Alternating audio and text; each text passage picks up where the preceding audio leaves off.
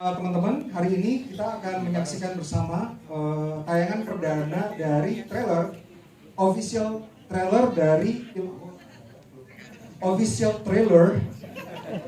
film Sisa Kubur. Sisa Kubur ini adalah produksi pertama dari Kamenzi Pictures. Jadi Kamenzi Pictures adalah sebuah production company baru sebenarnya, dan kita berkomitmen untuk menciptakan film yang memiliki craftsmanship, technicalities yang tinggi, dipersembahkan oleh orang-orang yang paling berbakat di depan dan belakang kamera dan memiliki penceritaan yang unik. Dan ini sebabnya kenapa kita memilih Siksa Kubur sebagai film perdana kita yang kita persembahkan dengan sepenuh hati, mudah-mudahan berkenan di hati teman-teman dan masyarakat. Dimulai dari kolega saya sejak awal saya berkarir tahun 2003, bertemu dengan seorang pekerja film yang sangat giat, sampai sekarang menjadi produser saya di semua film saya. Dia adalah Tia Hasibuan. Silakan. Dan yang ini adalah sinematografer yang handal. Saya menyebutnya sebagai salah satu sinematografer terbaik di Asia. Sangat berdedikasi dan juga sudah bekerja dengan kita untuk menciptakan film-film yang diproduksi sejak tahun awal 2000-an, awal 2010-an. Sejak film Kopi Mamain, Pengabdi Setan, Perbuatan Jahanam, dan sekarang Sisa Kubur. Ini adalah Jaisal Tanjung. Dan dua orang ini adalah produser yang juga bekerja dengan saya di Kamenzi Pictures. Kita juga sudah bekerja lama sekali, kembali sejak awal karir saya. Dia adalah Rivina Yuliata sebagai Head of Studio dari Kamenzi Pictures, dan Neta Anggraini, salah satu produser dari Kamenzi Pictures. Jadi ini adalah orang-orang penggawang utama di Kamenzi Pictures sebagai produser dari film Sisa Kubur. Dipersilakan teman-teman duduk. Dan sekarang saya akan memanggil kru-kru dan pemain dari film Sisa Kubur sebelum kita menyaksikan trailernya sama-sama. Karena pemainnya lumayan banyak, saya akan memanggil berdasarkan alphabetical order. Dimulai dari Arswendi Bening Suara, Jenar Maisayu, Egy Fedli, Fari Albar, Faradina Mufti, Haidar Salis, dan pendatang baru Henry Manampiring, Jajang Senor, Yayang Senor, Mian Tiara, Musaki Ramdan, Nini Elkari, Putri Ayudia, Ramadan Al Rashid, Reza Rahadia, Runi Rudianti, Tia Hasibuan, Tony Merle, dan Widuri Putri. Dan inilah dia penata musik dari Siksa Kubur, Agi Narottama. Selamat.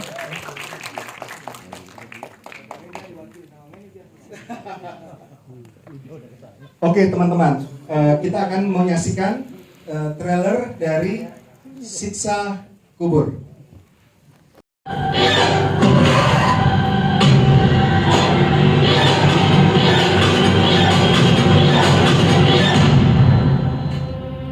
Ini gila sih.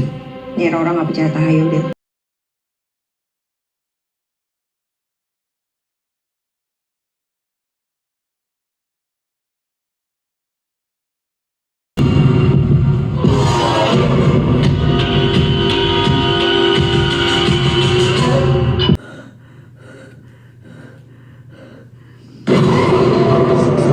Ada di bioskop Lebaran 2024.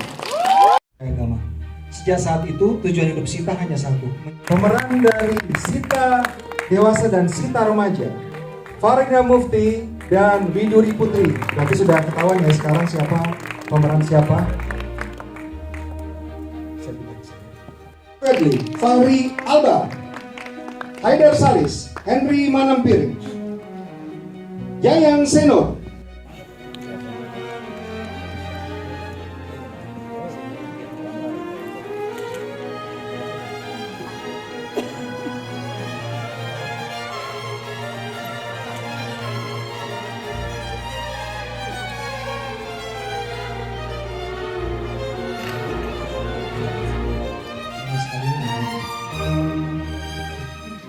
jurnalis juga udah akan kita persilakan untuk bertanya bisa kepada saya dan kepada para pemain atau kepada para kru. Nah, terus selanjutnya apa? Saya ingin bertanya, Bang Arswendi ini adalah idola saya sejak zaman dulu. Bahkan sejak saya kecil saya menonton film-film Indonesia, saya adalah fans dari film Indonesia. Salah satunya yang paling berkesan dari sutradaranya Abbas Aku. Dan film yang ada Bang Arswendinya adalah Semua Karena Gina ya? Iya. Semua Karena Gina. Nah, Bang Arswendi ini adalah satu dari sedikit aktor Indonesia yang sampai sekarang masih relevan, masih bertahan, berkarir di perfilman Indonesia. Saya ingin bertanya, Bang Wendy, refleksi dari industri film Indonesia pada zaman dahulu, terutama ketika Bang Wendy pertama kali memulai karir, dibandingkan sekarang seperti apa? Apakah kita mengalami kemajuan, apakah kita mengalami ketidakmajuan? Silakan. Ya, pertama saya minta maaf karena kacamata ini bukan buat bergaya karena saya habis operasi katarak gratis. Jadi belum boleh kena sinar terlalu tajam. Menjawab Joko, tapi sebelumnya saya mau muji Joko dulu, boleh nggak ya? Ya. Saya menganggap sampai hari ini saya menganggap Joko itu adalah filmmaker yang sesungguhnya. Kenapa? Dia mendesain seluruhnya dari A sampai Z, ya. Jadi dari skenario sampai hal ini pun ya, press conference segala macam didesain sampai jadi MC. Jadi dia supaya hemat itu sebenarnya. Ya, dalam film saya sudah cukup lama bermain dari beberapa generasi. Di sini juga ada Mbak Dini yang lebih dulu, ada Christine, ada Mas Slamet. Tapi waktu itu saya hanya jadi pemain-pemain biasa saja, ya, pemain-pemain nanggung. Nah, terus pengalaman saya bermain, saya menganggap zaman sekarang ini semakin banyak kemajuan di semua aspek film, baik itu pemeranan, ya, penyutradaraan, ya, apalagi teknologi, semuanya banyak mengalami kemajuan dan saya berusaha keras untuk mengadaptasinya dan saya coba terjemahkan pengalaman saya yang terus-menerus itu di dalam film Siksa Kubur. Saya mendapat kesan atau pemeranan yang baru, cara bermain yang baru. Jadi saya harus terus-menerus memperbarui cara bermain saya, ya, cara berakting saya. Ya. Dalam Siksa Kubur ini saya baru mendapatkan satu peran yang bisa memuntahkan semua yang ada di dalam jiwa raga saya, karena saya jarang dan mungkin belum pernah mendapatkan peran seperti ini dan yang digenjot oleh Joko, ya, digenjot Joko untuk harus berani memuntahkan ini di usia yang seperti ini dan di stamina yang sebetulnya sudah mulai menurun. Tapi ini jadi tantangan saya untuk saya mempersiapkan jiwa raga saya, karena satu-satunya alat aktor adalah jiwanya sendiri, jiwa raganya, ya, tubuhnya sendiri. Itu adalah yang harus dipelihara oleh aktor, terutama aktor-aktor muda sekarang. Saya baru memeliharanya setelah umur 40 tahun, jadi jangan nunggu 40 tahun lagi ya kamu memelihara tubuhmu, ya. Kadang-kadang kan aktor itu lupa, dia begitu selesai syuting dia kemana lagi, padahal tubuhnya alat itu perlu diistirahatkan. Terima kasih. Ibu Yayang Sinur. Pertama kali saya diberikan kesempatan untuk mendirect sebuah film oleh Ibu Yayang Sinur. Ibu Yayang sebagai seseorang yang juga sudah berkarya baik sebagai sutradara dan sebagai aktor, ya. Ini unik sekali karena Ibu Yayang juga seorang sutradara, pernah menyutradarai beberapa film. Mencatat skrip. Berarti insight dari Ibu Yayang sebagai pekerja film dari zaman dulu tuh apa yang berbeda dengan sekarang? Yang beda. Ya, yang berbeda dan kelebihan dan kekurangannya. Tentu saja seperti Wendy tadi bilang, kemajuannya besar sekali. Maksudnya perubahan dari perfilman dulu sampai sekarang itu besar sekali, banyak sekali. Tapi kalau saya melihatnya kadang-kadang film-film sekarang beberapa itu besoknya udah nggak ada, ya, udah nggak ada. Tapi kalau filmnya Joko, saya bukannya mau muji, itu selalu melekat, film-filmnya dia melekat. yang serem kayak yang nggak serem kayak, tapi yang paling saya sukai adalah bahwa akhirnya saya diajak main. Ya itu paling penting. Dan aduh, pakai jilbab lagi. Saya ada kepanasan, tapi terima kasih Joko, saya masih dianggap sebagai pemain yang bisa. Jadi terakhir kali saya bekerja sama dengan Ibu Yayang itu tahun 2005 dalam film Janji Joni ya Bu ya. Terus saya mencoba untuk mencari, pengen bekerja sama Ibu Yayang udah lama banget, cuman mencari karakter yang pas. Ibu Yayang itu orangnya gampang panas, jadi karena dia mungkin besar di Eropa ya Bu, jadi kalau panas kurang nyaman. Dan saya punya peran yang paling cocok untuk Bu Yayang, yaitu yang seperti teman-teman lihat sebagai ustazah. Ya Bu ya, cocok sekali dengan Ibu. Saya mesti cerita kenapa tadi Joko bilang bahwa dia terjun gara-gara saya. Ya. Jadi saya itu dikasih proyek oleh, saya lupa itu, United in Diversity, untuk bikin film tentang perbedaan agama tentu saja. Terus saya tahu bahwa Joko tuh bikin skenario itu bagus sekali. Saya kenal dia pertama kali di Arisan.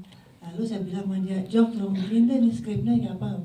Oke, jadi ketika kami ketemu, dia kasih tahu begini, nanti begini. Ini lu aja dia yang nyutradarain. Jadi gitulah mulainya. Alhamdulillah.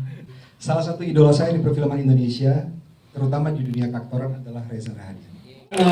Reza sebagai seorang yang punya craftsmanship yang sangat tinggi, dan tentunya yang punya craftsmanship banyak. Tapi Reza adalah salah satu dari aktor yang saya berkali-kali mengatakan ini, bahwa setiap kali Reza muncul di perfilman Indonesia di sebuah film patut kita syukuri, karena dia memberikan karakter yang sangat kuat dan memberikan kontribusi yang sangat signifikan di perfilman Indonesia. Reza selama bikin film sudah dari tahun 2000 berapa? Kalau film pertama 2007 Bang. 2007. Apa yang berbeda ketika mempersiapkan Sisa Kubur? Yang berbeda ya, tentu semakin dengan perjalanan film, karena sebenarnya saya juga tidak menempuh jalur pendidikan formal untuk menjadi seorang aktor gitu ya. Baru mungkin 7 tahun ke belakang gitu mengambil special course gitu untuk keaktoran gitu. Tapi belajar dari satu film ke film lain sampai dengan di Siksa Kubur, akhirnya ada satu hal yang sudah lama saya ingin lakukan dan tidak bisa di semua film. Apa yang coba saya lakukan bersama Bang Joko tentunya sebagai sutradara di Siksa Kubur menghadapi karakter Adil ini selalu bisa diaplikasikan di semua film gitu. Karena kadang-kadang ada ruang-ruang yang membatasi hal itu. Tapi senang sekali memiliki seorang partner, collaborator, director seperti Bang Joko yang memberikan ruang untuk berdiskusi. Jadi sebenarnya ya diuntungkan karena apa yang coba saya propose diterima gitu ya sama Bang Joko. Sedikit banyak soal bagaimana kira-kira Adil, karena Bang Joko udah menulis karakter itu secara lengkap, sebenarnya udah sangat amat clear. Saya hanya ingin mencari tahu kira-kira membawakannya seperti apa gitu. Ya udah sih sebenarnya gitu Bang. Terima kasih. Dan salah satu talenta baru yang nanti teman-teman lihat, bahkan mungkin sudah lihat di trailernya, sebuah performance yang luar biasa. Dia baru main di, ini yang pertama kali jadi peran utama atau yang kedua ya? Faradina Mufti.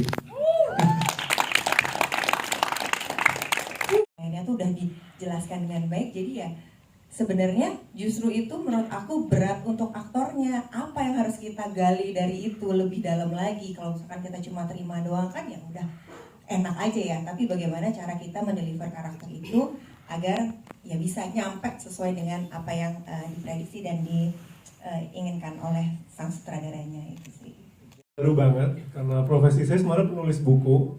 Jadi ketika diajak sama Bang Joko gitu ya, ikutan nih main, ya udah deh gitu, saya nekat aja gitu.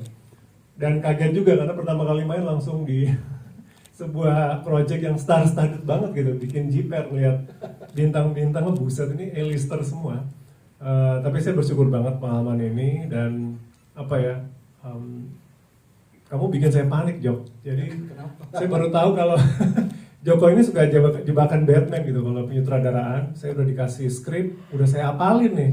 berhari-hari line saya sampai di tag tiba-tiba diganti gitu.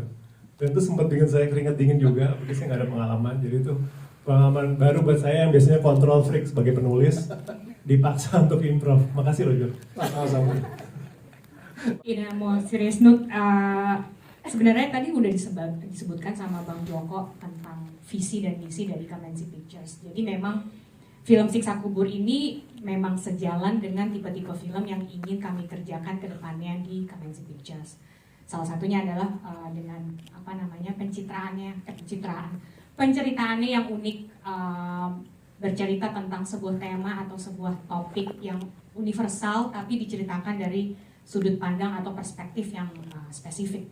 Seperti di film Siksa Kubur ini kan filmnya bercerita tentang keimanan, tentang kehidupan nanti di alam kubur, dan diceritakan dari perspektif agama Islam yang sebenarnya untuk saya pribadi dari saya kecil sampai detik ini itu selalu ada di kepala saya, hal-hal yang berhubungan dengan siksa kubur dan tentang keimanan.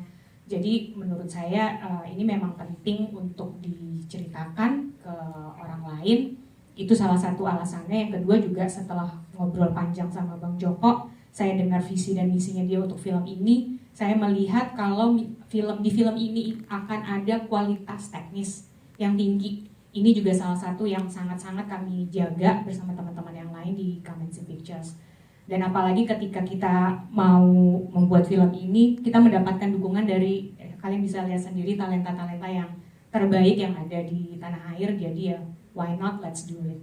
Saya selalu bekerja dengan seseorang yang bukan saja dari skill dia luar biasa, tapi segala sesuatu yang dilakukan untuk bercerita. Tidak untuk gaya-gayaan, tapi untuk bercerita. Dia adalah sinematografer andalan saya, Jaisal Tanjung. Membaca skrip awal tentunya kita cuma kedip-kedip dulu ya, maksudnya wah ini mau diapain ya. Tapi tentunya film-film dari Pak Joko Anwar selalu menawarkan challenge terus ya, artinya kita terus mengembangkan, kita harus di-push mengembangkan skill kita, mengembangkan apapun yang kita miliki untuk bercerita. Di sini sinematografi tentunya pengen banget bahwa karakter ini bisa dekat sama penonton. Jadi kita bikin no fancy gitu ya. Jadi gimana senyata mungkin, sebagaimana seril mungkin, sehingga penonton bisa ikut ngerasain perjalanan karakternya. Dan itu nggak gampang. Kita baik itu yang bisa dilihat dan bisa didengar, itu semuanya harus berarti. Tia selalu bertanya, segala sesuatu dalam film harus tidak dipertanyakan. Sampai ke nama para karakter. Kenapa namanya, ada yang namanya Adil, ada yang namanya Sita, ada yang namanya Wahyu, dan seterusnya. Nama-nama itu dipilih tentunya ada artinya, dan kalau teman-teman nanti akan melihat apakah itu arti yang harafiah atau itu arti yang ironi gitu. Jadi ada artinya, tapi tolong dilihat di filmnya nanti, kalau dijelasin nanti. Orang yang sepakat bahwa film itu tidak boleh eksesif. Kita tidak boleh menampilkan adegan apapun, termasuk kekerasan, termasuk juga gore yang berlebihan dan tidak sesuai dengan cerita. Jadi kita sesuaikan semuanya, ada porsinya. Film kita sudah lulus sensor dengan batas usia 17 tahun ke atas. Menurut saya dan teman-teman ini adalah batas usia yang cocok karena temanya adalah tema seperti ini. Jadi mungkin untuk anak di bawah 17 tahun ke atas bisa ditonton tapi didampingi ya teman-teman. Satu itu, jadi nggak ada gore yang berlebihan, ada kekerasan tentunya sesuai dengan temanya tapi tidak ada yang berlebihan. Yang kedua,